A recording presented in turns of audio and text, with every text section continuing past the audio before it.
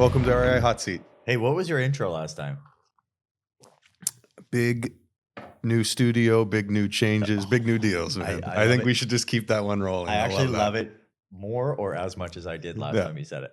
It's growing. Love it. Well, welcome back, guys. We have a very exciting episode today. As always, we're going to be talking about a deal that Dave knows quite well, actually. So I'm going to let him riff for a bit and just Yeah. throw some questions at him. You fire out. So Um, you've seen it from a high level. You've not yeah. seen the numbers. So Yeah, excited. So let's dive right into it. Dave, what do we got today? Okay, so this is a very interesting property. It's in the Kawartha Lakes area. It's actually Omemee. Okay. So it is right. Which I learned is not Muskoka. Everybody thinks that. Yeah. I don't know why. Yeah. I said this building was in Muskoka to a true Muskoka guy the other day, and I got in big trouble. Not. Yeah. Not. However, it is just beside the Omemee Beach, which is a really, really cool area. So in this building, it has a very well-known and reputable kind of coffee spot, like boutique coffee. They do like fresh bread, bagels, and pretzels, all that fun stuff. Love it. The Kawartha Lakes Public Library is Mhm. a staple tenant there. Mhm. Really good. We'll get into the numbers then, which I'm showing on screen here. So it's absolutely beautiful building. And then if you go around to the back, which is where the beach is down here, there is actually a public access coin-operated laundry. And the owner of the building owns the laundry, or is it a tenant? Nope, they own it. So they own all the machines. They own, you name it, they own it. So you go grab your coins out of it and That's just do your thing. Yeah. Very yeah. cool. Very cool. And this is a mixed-use building? Yep. Or true commercial? Nope. There's also 6 residential units. Okay. Which is fantastic. And then in addition to that, if you look at the kind of footprint of the building, there is this little jog out here. Mhm. Effectively, if you're on the other side, you can walk up, and in the mechanical room, there's stairs to go up, and then there's just this big loft.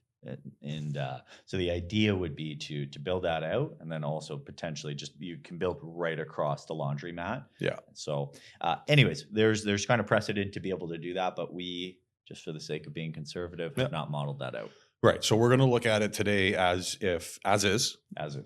Someone comes in, wants to buy it, operate what's existing, and then the development potential, the loft potential, whatever that may be, that's just on top, right? That's a bonus for the future. 100%. Great. Yeah. Okay. And the idea is like it looks like it's there, but we're going to leave that out.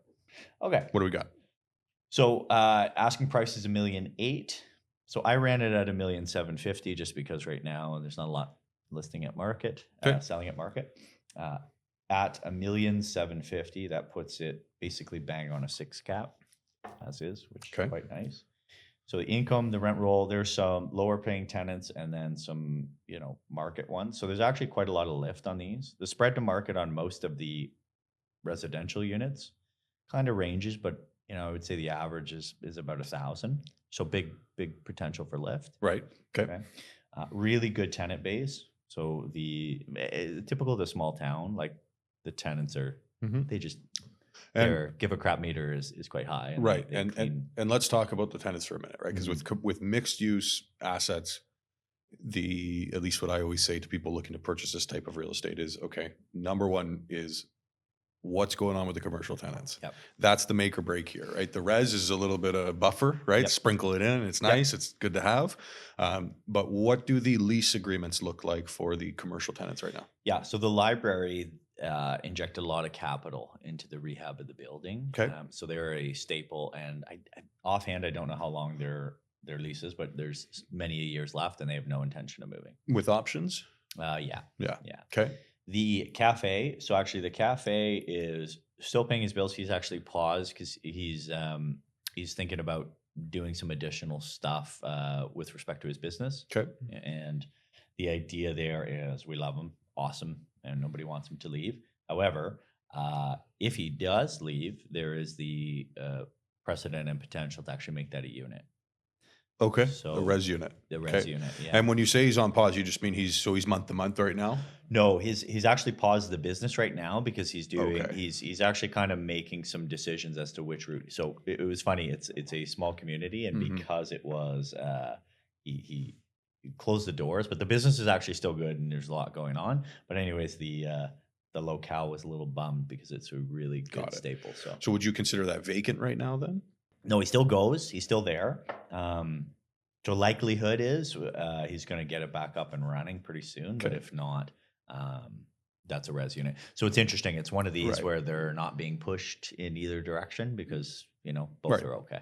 Got it. Scenarios Okay. are good. So that's something we'd want to kind of iron out before 100%. looking at moving forward with an offer. Have you run the math with that unit as a commercial versus that unit as a res? I have. So he's paying 1,400 right now, Okay. and as a res unit, you get substantially more. Like for context, we have a 2-bedroom unit that's getting 1,900, Right. which is you can get a lot more.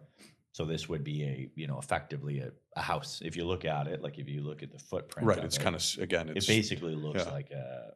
Here, I'll show you. Looks like a house. Like it's this entire right. section here. Right. And zoning there would allow street front. Yeah, it Res? looks like it. So Okay. obviously, so the things we would do if somebody likes the deal, we under contract due diligence, we do a Mhm. much deeper dive into the leasing, obviously, and what the zoning would allow. But it looks like based on what's going on in the street Right. that you'd be able to do it. I like that. Okay, cool. Yeah, That's so cool. A Yeah. lot of really cool options. Yeah. For the sake of keeping it conservative, we ran it just as is. He's paying. He's Mhm. shown no real intent to leave, Mhm. so we've just left it. And then there is the public access laundry. Make it about $2,200, like $2,200 a month. It's funny, in the summer because Omimi Beach is right there. Mhm. It's the income is Got it. it's beautiful. So there's a lot of machines in there. It's a really cool spot. So makes you want to buy a laundry. Hmm. Yeah, and it's great. So if we pick this deal up, send it to CMHC, right? Nothing fancy, nothing's been changed, no tenant turning. And the allocation res to commercial allows CMHC on it? It does, You're, yeah. You're under 33? Yeah, you're under 33. So the owners actually, when they bought it, it wasn't qualified. They actually had a conversation and worked with some of the commercial tenants, and a section of that is actually now residential. Beautiful. Yeah. So Love yeah, it. yeah, really good. And that's even if you include, because there's always a debate with laundry, Hmm. which is probably good for the listeners to know. If you have laundry just for the tenants, Mhm. and that classifies as residential. If you have laundry that is for the general public, it becomes part of the commercial. Right. And so the goal is to try to get under 30%, right? Right. 30, 33, 30%. And the laundromat, is there any revenue, like do you have revenue numbers on what the machines are bringing in right now, roughly? Yeah, about 22. Oh, that's okay. Sorry. Yeah, Okay. yeah. I thought you had a placeholder for rent there. Nope. No, No, that's the actually the actual- laundry coming in. Yeah. So great question. It definitely would qualify for CMHC. And in fact, the owners right now are in this kind of, hey, do we send it to CMHC and keep it, or do we sell it? Yep. That's basically what Got they're it. looking at. Got it. So throwing it to CMHC, 85% loan to value. Okay. Okay. I've done 4.25% interest rate to start the conversation, which is buffers on buffers Yep. right now. Yep. Yep. So that puts you at a 1.31 debt cover. Cash flow is about $21,000 a year, and that's building in every Right. cushion imaginable, including then- 7% property management. Right. And with the commercial component, right, something to keep in mind is going to be the ceiling for loan to value on the commercial versus the ceiling to loan to value on the res. Right. So it's interesting. You almost have to run it. And I don't think you've done it this way just for the sake of the podcast and You keeping nailed it it, simple, yes. but you'd almost have to run it as two separate CMHC deals. Yep. Right. Because the commercial is going to max out 75% LTV. Yep. And then the res will go all the way up to 85, 90, whatever you're doing, right? Read my MLI, mind. et cetera. Yes. So it's important to dive into that, because even though you hit your 1, 2, 1, 3, 1, 4 debt service, you might be capped on your LTV. You got it. And this is something that we've run into many times with mixed use deals, and something I like to mention to people listening is hey, don't just run it all as like a res deal, because you're going to 100%. get caught out on that. Yeah. Couple things that I'm interested. So would the owners, for the right price, would they convert the cafe into a unit? Would they go through that process? Probably. I think the idea, though, with these, especially in the smaller communities, if his intent's there to stay, it would probably be the idea to just keep him. In my experience, not rocking Yeah. the boat in smaller communities, it works pretty well. It was also like a a pretty big staple in the community. Right. But if so, that's what they're doing right now, is just kind of letting them decide what their path is going to be, with the option saying, hey, you know what? If you don't want to stay, that's okay. If you do want to stay, that's okay too. Okay. So that was my first thing. Second thing would be cash back on closing or something to do those renos. Like, I'm trying to get creative with it and be like, hey, how do you get this done without having to put another, call it 150 into that unit to do for the right price. BTB is an option. Okay. Probably second position, not first, Yeah. but definitely an option. And kind of to circle back to the loan to value. What we do obviously is a filter. You send it off to the mortgage brokers. They're going to do a much deeper dive. But what you can do is just scale back the LTV. This is just a simple, rough way to do it, right? So if we pull from 80 to 85, the capital requirement at 85% loan to value is $335,000. If we pull that back to 80, as an example, we're at 420. Okay. That would mean your debt cover is 1.4. Right. Okay. If for the sake of discussion, we pull it back to 75, which is going too far now in the other direction, you're $500,000 in capital required, and you're at a 1.5 debt cover. And that's at 4.25 interest rate. Right.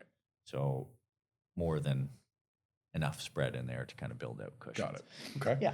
And then just outside of that, CapEx on this building, None. Anything, No, roof, no. anything like that? It's all in good shape. Like, it looks great. So it's one of the more, isn't it? Like, it just, not to nerd out on the look of it, isn't it a stunning building? Yeah. It's just, I'm such a sucker for that, like, red brick, black window, old school style. Yeah. So no CapEx required. The if you look at the rent roll, there is some lower paying tenants. Some of them are actually really nice units. There's one that is definitely in need of refresh. It's not terrible by any means. It just needs some work. Some of the other ones would be a light refresh at most. Okay. And then just to wrap it up, Dave, who's the buyer profile that you see for this building? Yeah, it's funny. If you, I think what happens is people that are true res multifamily shy away from having commercial tenants because there's a bit of unease. But this is a really good entrance point to sort of dip your toes in that pond, because one is a staple tenant, right? It's the Kawartha Public Library. You get zero trouble from them. Then you have a coin-operated laundry, which is a fun business to get, again, same thing, sink your teeth into, understand the metrics of it, the option with the cafe, and all while earning income from your 6 residential units. So it's a really good bridge into some of the other options that are available inside of the kind of commercial lens. Well, that's what I was going to say. Like, I see it as you're explaining it to me. I see it, and it's like, this is a great purchase for perhaps somebody that's willing to go down there, take the coins out of the machines, right? Like, there's so many people we speak to that are interested in vending machine businesses, coin op businesses. And it's like, I see this as, okay, you get your feet wet into perhaps something that's a little bit more hands-on business related, but you're secured on the real estate, right? Your debt service is going to work on the real estate, and then you have the coin op that's gravy on top. And then you also have the res and commercial component, like you said, which I spent the last 3 years of my career trying to convince people that, hey, commercial's not that scary, right? Like, it's really, we can make it work for you. Well, it's now all that about, we know what TMI is. There we go, right? Yeah. It's all about those leases, right? And so that would be the one thing I would say is we'd really want to hone in on what's happening with the cafe. If an offer comes in saying, hey, we need that cafe to stay, I would hope the owners would have that conversation with them at the time, right, when it's right. So here's a plug for us, Jake. Somebody likes this building. They've never even seen a commercial lease. Can the team sit with them? I know the answer, but I'm going to ask you. Sit with them, help them understand like what entails a commercial lease. Something. It's contract law, right? So we're just going to go through. We're going to look at general terms, understand what the terms of the deal is. Again, that's the beautiful thing about commercial. There's no landlord and tenant board.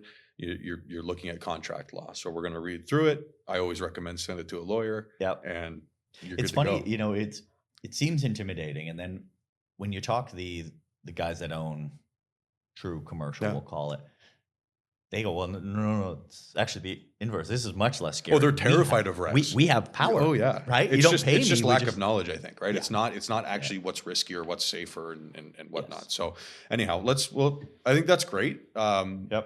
Let's wrap this one up. Put a bow on it. Yeah. So anything else to say?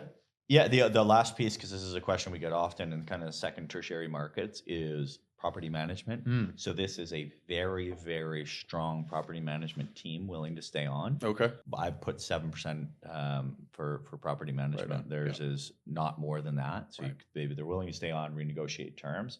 Because that's always the question, right? Hey, this seems like a pretty hands-off deal. If I want it to be, a lot of ways I can add value. But if I want to buy something, throw my money in and leave it alone. If you don't have good property management, you're going to find yourself driving to them really often. Right. This has it. They are willing to stay on. Awesome. Yeah.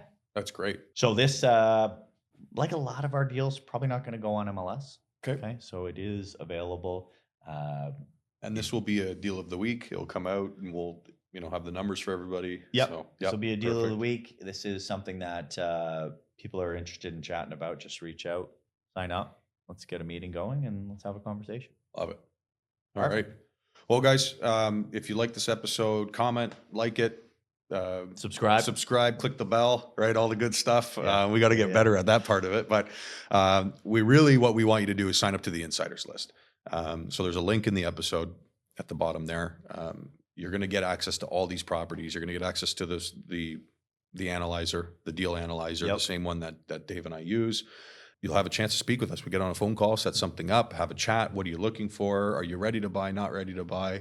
And really, it's not a salesy call. It's more just hey, let's make sure we have you correctly inputted into our system so that when deals of the week come along that fit your profile, we say, hey, Dave, have you taken a look at that? Right? Absolutely. So, and then the other side too is we get this often too, that people just want to know what their building value is. Hey, Jake, I don't want to sell. No. I'm curious what's going on. What were recent transactions in the market? If I were to sell, I don't want to. What's it worth? Yeah. And I think people are often surprised at what their building value is worth because they look at the res market and they watch what's happening there, and they think, oh my gosh, my building is also free falling. And it's not. There's some really good deals to be had, but they're transacting at a fair price. Absolutely. Right on, guys.